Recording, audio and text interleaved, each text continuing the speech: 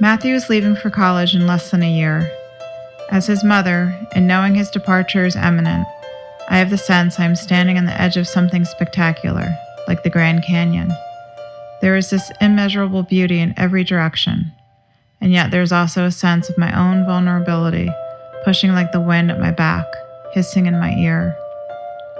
This thing we call parenting, this thing we call motherhood, feels an awful lot like a marathon for which I was not told how to prepare. Now I am in the final stretch, and I have the awful realization that there's no going back, no recapturing the years that somehow seeped through my fingers like beach sand. I can only pray that somehow Matthew will pack his bags and wave goodbye to a mother whom he knows without doubt loves him. One morning during last spring break, Matthew and I set out for another of our long treks in the country. Our usual walk is up to Summit Lake, which by the time we get home is about 13 miles, half of which is straight uphill. We walk at a fast clip. The first leg is on dirt roads, completely wooded, pastures filled with sheep, with black and white cows and long-eared donkeys just beyond the tree line. There is never a lack of conversation.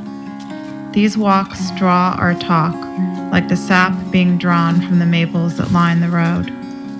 There's no punctuation of chattering electronics or the staccato ring of the phone, just the steady beat of our feet, bringing us closer to the lake, which sits like a teacup in the crux of the hill.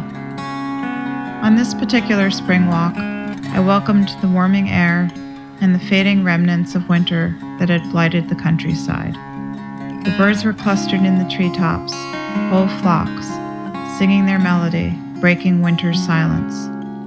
We crested the hill, ready to begin our descent to the lake. As we walked, we scanned the road, the brush on the side of the road, the sky, searching for the wildlife that awes us. "Over there, look," is one of our frequent remarks, with an outstretched hand pointing at a deer or a tapping woodpecker. This time I spotted the creature, and it lay directly in Matt's path. "Look out," I said, and gave him a shove to the side.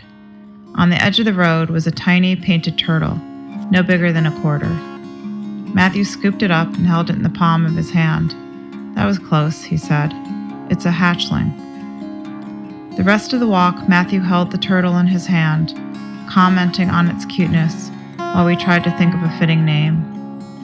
Summit was the name we came to, in honor of the lake we adore.